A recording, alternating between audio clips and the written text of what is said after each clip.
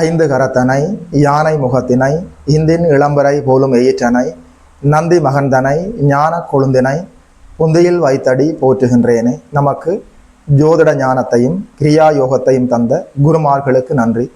ஜோதிட சொந்தங்களுக்கு வணக்கம்.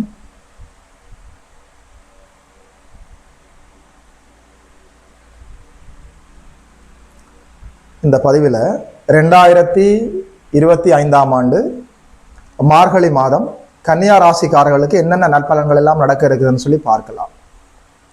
யாரிடம் எதை பேச வேண்டும், யாரிடம் எதை பேசக்கூடாது, யாரோடு பேச வேண்டும், யாரோடு எப்படி பேச வேண்டும், யாரை எந்த அளவுக்கு மதிக்க வேண்டும், யாரை எப்படி நடத்த வேண்டும், அதாவது எந்த இடத்தில் எதை பேச வேண்டும், எந்த இடத்தில் எதை செய்ய வேண்டும், எந்த இடத்தில் எப்படி நடந்து கொள்ள வேண்டும். சமயோகித புத்தி. கன்னியா ராசிக்காரர்களை கேட்டு தெரிந்து கொள்ளுங்கள். புத்தி கூர்மை என்று வருகிற போது சமயோகித புத்தி, எந்த இடத்துல எதை செய்ய வேண்டும் என்கின்ற ஆற்றல் இயல்பாகவே கன்னியா ராசிக்காரர்களுக்கு இருக்கிறது. கன்னியா ராசிக்காரர்களுக்கு இந்த 2025ஆம் ஆண்டு மார்கழி மாதத்துல என்னென்ன நற்பலன்கள் எல்லாம் நடக்க இருக்குதுன்னு சொல்லி பார்க்கலாம். கேந்திரங்கள் எல்லாம் வலுவடைந்து இருக்கிறது. கேந்திரம் என்று சொல்கிற போது ஒரு ஜோதிடத்துல ஒரு பில்டிங்ல தூண் மாதிரி கேந்திரங்கள் எல்லாம். 10வது கேந்திரத்துல குரு பகவான் அமர்ந்திருக்கிறார், 7வது கேந்திரத்துல சனி பகவான் அமர்ந்திருக்கிறார், 4வது கேந்திரத்துல சூரியனும் செவ்வாயும் குருவின் பார்வையில் அமர்ந்திருக்கிறார்கள். மாதத்தினுடைய ஆரம்பத்துல ராசிநாதன் 3ஆம் இடத்துல விருச்சிகத்தில் சென்ற இருந்துவிட்டு அங்கே சுக்கிரனோடு சேர்ந்து இருந்து விட்டு மாதத்தினுடைய நடுப்பகுதிக்கு பிறகு ஒரு தோராயமா ஒரு 14ஆம் தேதி அளவில் 4வது கேந்திரத்துல வந்து அமர்ந்து குருவின் பார்வையில நல்ல சுபத்துவமாக இருக்கிறார். சுக்கிர பகவான் உங்களுடைய 2ஆம் அதிபதி, 9ஆம் அதிபதி, உங்களுடைய யோகாதிபதி மாதத்தினுடைய முற்பகுதியில ஒரு முதல் வாரத்துல நேரடியாக 3ஆம் இடத்தில் ராசிநாதனோடு சேர்ந்து அமர்ந்து விட்டு புதனோடு சேர்ந்து அமர்ந்து விட்டு விருச்சிகத்துல மாதத்தினுடைய முதல் 5ஆம் திகதி அளவில் தனுசு ராசியில குருவின் பார்வையில 4ஆம் இடத்தில் வந்து அமர்ந்து விடுவார். அந்த இடத்துல சுக்கிரனுக்கு திக்பலம். உடைய ராஜ யோகாதிபதி, தனாதிபதி, பாக்கியாதிபதி, 9ஆம் அதிபதி, 2ஆம் அதிபதி. மாதத்தினுடைய கடைசி பகுதியில் ஒரு 28ஆம் தேதி அளவில் மகரத்தில் சென்று அமர்கிறார் உங்களுடைய தனாதிபதி.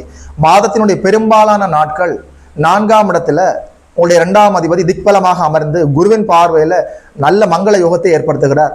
அங்கே செவ்வாய் அமர்ந்திருக்கிறார், பிருகுமங்கள யோகம் ஏற்பட்டிருக்கிறது. அங்கே ராசிநாதன் வந்து அமரப்போகிறார். அதாவது 4ஆம் இடம், 7ஆம் இடம், 10ஆம் இடம் எல்லாமே வலிமையாக செயல்பட போகிறது. 3ஆம் இடத்திலையும் கிட்டத்தட்ட ஒரு மாதத்தினுடைய நடுப்பகுதி வரைக்குமே ராசிநாதன் புதன் பகவான் 3ஆம் இடத்தில் அமர்ந்திருக்கிறார்.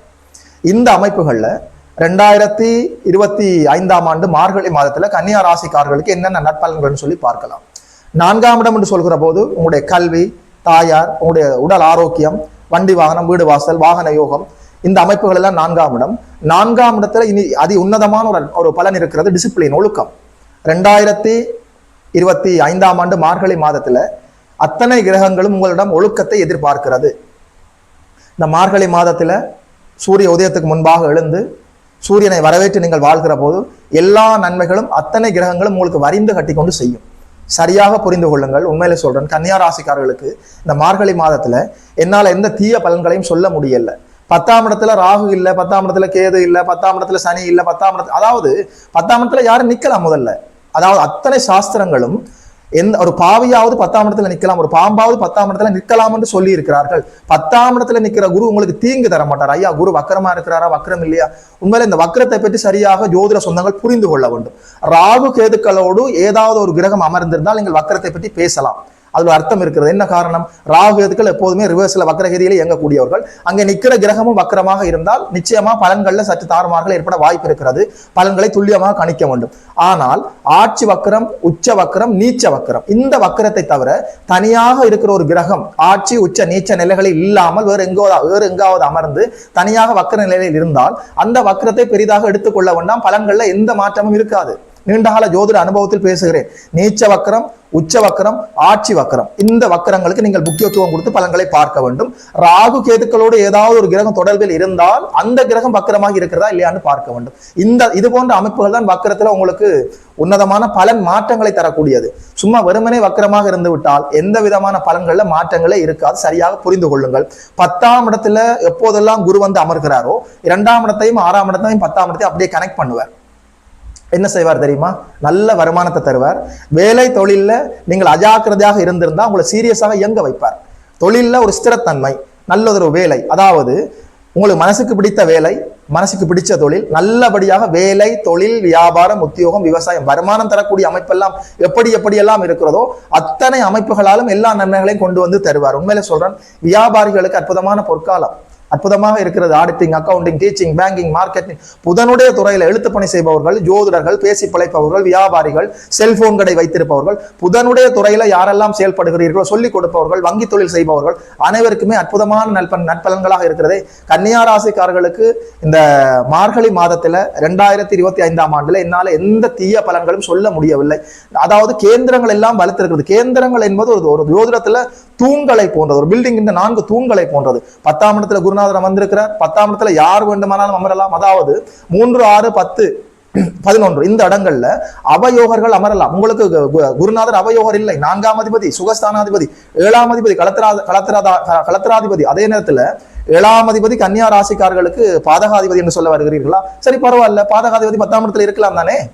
10ஆம் இடத்தில் குரு அமர்வதால மாற்றங்கள் நடக்கும். மாற்றங்களும் வளர்ச்சிகளும் முன்னேற்றங்களும் இருக்கும். வேலை மாற்றம், தொழில் மாற்றம், உத்தியோக மாற்றம், இருப்பிட மாற்றம், வியாபார மாற்றம், மாற்றங்கள் இருக்கிறது. அந்த மாற்றங்கள் எல்லாம் நல்ல மாற்றங்களாக, வளர்ச்சிக்குரிய மாற்றங்களாக, முன்னேற்றத்துக்குரிய மாற்றங்களாக இருக்கும். சரியாக புரிந்து கொள்ளுங்கள்.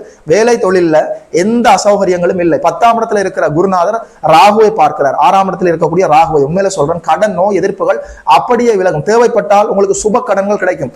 அவரவர் வயது வாழ்க்கைக்கு ஏற்ப வியாபார கடன், வாழ்க்கை கடன், வசதி கடன், அதாவது வீட்டு வாகன கடன், வண்டி கடன், கல்வி கடன், வியாபார கடன், தொழில் கடன், கடன்கள் எல்லாம் சுப கடன்களாக வந்து அந்த கடன்களை வைத்து நீங்கள் முன்னேற்றமாக போகக்கூடிய அற்புதமான வாய்ப்பு இருக்கிறது. அந்த கடன்களை கட்டி தீர்த்து விட முடியும். அதற்கான வருமானத்தை தருவார்.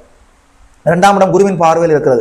உண்மையிலே சொல்றேன், கன்னியா ராசிக்காரர்கள் சோம்பலாக இருப்பதற்கு சரியான நேரம் இல்லை. கோச்சாரம் எல்லாம் கனெக்ட் ஆகி வந்திருக்கிறது. ஒரு நல்ல வேலை இல்லையா, நல்ல தொழில் இல்லையா, ஒரு வருமானம் இல்லையா புலம்பிக் கொண்டிருந்தவர்கள் உற்சாகமாக எழுந்து செயல்படலாம். வேலை தொழில உத்தியோகத்தில் என்னென்ன மாற்றங்களை எல்லாம் நீங்கள் செய்ய இருக்கிறீர்களோ அனைத்தையும் ஆக்கப்பூர்வமாக செய்யலாம். மாற்றங்களுக்கான காலம் மார்கழி மாதம் கன்னியா ராசிக்காரர்களுக்கு சரியாக பயன்படுத்திக் கொள்ளுங்கள். அற்புதமாக இருக்கிறது. ஐயா, நீங்கள் சொல்வதை பார்த்தால் எங்களுக்கு பயமாக இருக்கிறது. ஏதாவது அசௌகரியங்கள் இருந்தால் அதையும் சொல்லிவிடுங்கள், நாங்கள் உஷாராக இருக்க வேண்டும் அல்லவா என்று நீங்கள் கேட்டால் 7ஆம் இடத்தில் சனி பகவான் அமர்ந்து நேரடியாக ராசியை பார்த்து கொண்டிருக்கிறார். உங்களுக்கு கண்ட சனி நடந்து கொண்டிருக்கிறது. சனி ராசியை பார்த்தா என்னங்க தருவார்? நல்ல விடயம் தருவார். தெரியுமா? உடல் ஆயுளை தருவார். ஆயுள்ல பங்கமே இல்லை. சனி ராசியோட, லக்னத்தோட, லக்னாதிபதியோட, ராசி அதிபதியோட 8ஆம் இடத்தோட தொடர்புக்கு வந்து விட்டால் ஆயுள் பங்கம் இல்லை இல்லை இல்லை. அதை தவிர தடை, தாமதம், குற்ற உணர்வு, தாழ்வு மனப்பான்மை, பயம், பதட்டம், சோகம், கவலை அனைத்துக்கு மேலாக பிடிவாதத்தை தருவார். சரியாக புரிந்து கொள்ளுங்கள். கன்னியா ராசிக்காரர்களுக்கு இந்த மார்கழி மாதத்துல எல்லா மாற்றங்களும் நன்மைகள் நடக்க காத்திருக்கிறது. உங்களுடைய பிடிவாதத்தால வருகிற நல்ல வாய்ப்புகளை எல்லாம் கோட்டை விட்டு விடாதீர்கள். பிளெக்சிபிளாகி வாழ்றது, விட்டு கொடுத்து போறது என்ன என்பதை தன் கன்னியா ராசிக்காரர்கள் இந்த மார்கழி மாதத்தில் நடைமுறைப்படுத்தி பார்க்க வேண்டும். சரியாக புரிந்து கொள்ளுங்கள். உண்மையில் ஒரு இயற்கை விரும்பிகளாகி உங்களுக்கு, சமயோகித புத்தியோடு வாழக்கூடிய உங்களுக்கு, ஒரு எந்த இடத்துல என்ன பேச வேண்டும், யாரிடம் எதை பேச வேண்டும், எப்போது பேச வேண்டும், எந்த அளவுக்கு பேச வேண்டும், எந்த ஒரு தன்மையில், அதாவது சமயோகித புத்தி கன்னியா ராசிக்காரர்களை கேட்டு தெரிந்து கொள்ளுங்கள். உண்மையிலே சொல்றேன், கன்னியா ராசிக்காரரை பற்றி பேசுகிற போது எனக்கு தெரிந்த ஏராளமான நீதிபதிகள் கன்னியா ராசியில் இருக்கிறார்கள்.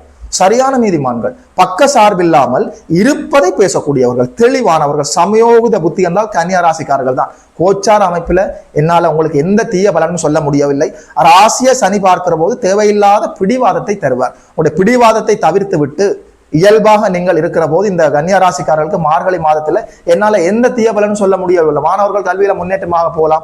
வெளிநாட்டு யோகம் இருக்கிறது. 6ஆம் இடம் ராகுவின் அதாவது ராகு 6ஆம் இடத்துல இருந்தாலும் குருவின் பார்வையில் இருக்கிறதுனால வேற்று இனம், வேற்று மதம், வேற்று மொழி பேசுபவர்கள் கூட நீங்கள் வியாபாரத்துல தொடர்பில் இருந்தால் நல்ல லாபங்களை பார்க்க முடியும். கடன் நோய் எதிர்ப்புகள் விலகும். நல்ல வேலை கிடைக்க இருக்கிறது. அரசு வேலைக்காக காத்து கொண்டிருந்தவர்களுக்கு அரசு வேலை கிடைக்கும். இந்த ஒரு இடத்துல 12ஆம் இடத்துல கேது பகவான் அமர்ந்திருக்கிறார். ஆன்மீக விடயமாக நீங்கள் எடுக்கிற எல்லா நல்ல முடிவுகளும் வெற்றி தரும். 12ஆம் இடத்துல இருக்கிற கேது உங்களிடம் என்ன எதிர்பார்க்கிறார்? ஒரு உண்மையான ஆன்மீகவாதியா இருப்பா அப்படின்னு சொல்கிறார். உண்மையில சொல்றேன், ஒரு யோகா தியானம் கற்றுக்கொள்ள வேண்டுமா? இந்த மாதத்தில் நீங்கள் கற்றுக்கொண்டால் வாழ்க்கை முழுக்க நீங்கள் அதை தொடர முடியும். சரியாக புரிந்து கொள்ளுங்கள். குலதெய்வத்தை சென்று பார்த்து நேரிலே வணங்கி விட்டு வாருங்கள். மாதங்கள் என்பதே சூரியனுடைய நகர்வை வைத்துத்தான் மாதங்கள் கணிக்கப்படுகிறது. சித்திரை மாசத்துல மேசத்துல சூரியன் உச்சம். ஆவணி மாதத்துல சூரியன் தன்னுடைய சொந்த வீட்டில் ஆட்சி பெற்று இருப்பார். ஐப்பசி மாதத்துல, தீபாவளி மாதத்துல சூரிய பகவான் நீச்சமடைந்து பலம் இழந்திருப்பார்.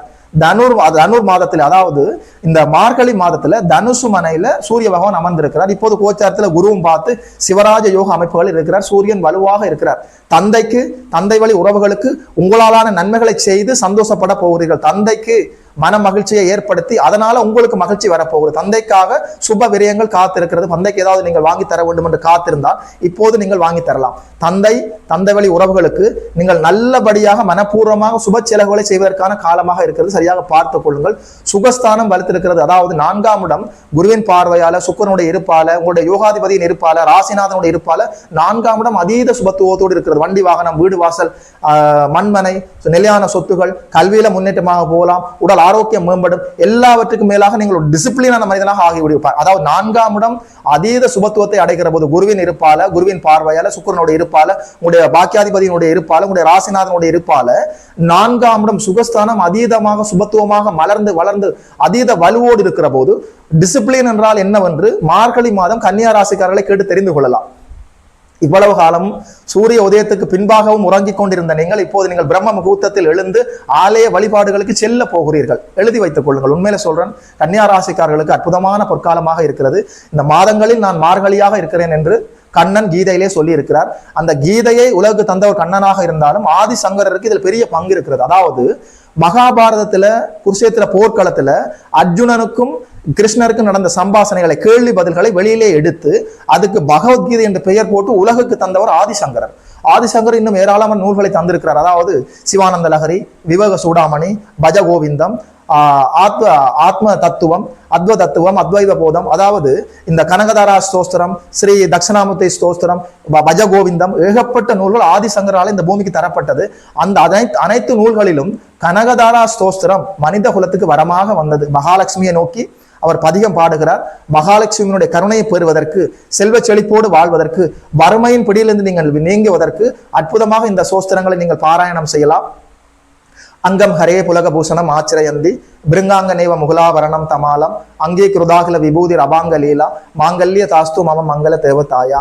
இப்படி 21 பாடல்கள் இருக்கிறது கனகதாரா ஸ்தோஸ்திரத்துல. ஆதிசங்கரர் அருளியது.